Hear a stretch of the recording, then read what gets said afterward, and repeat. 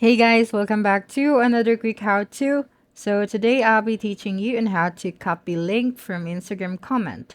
So the first thing that you'll need to do is you have to go over to your Instagram and look for a post that you want to copy the link from the comment section.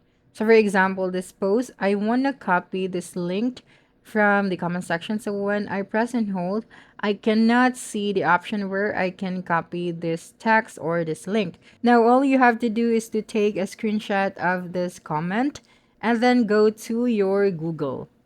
Okay, so I am opening my Google and here you can see the camera scanner icon. So you just have to click on it and from here you just have to click on the picture or the screenshot. Okay, so this one, and then you just have to select the text that you want to copy.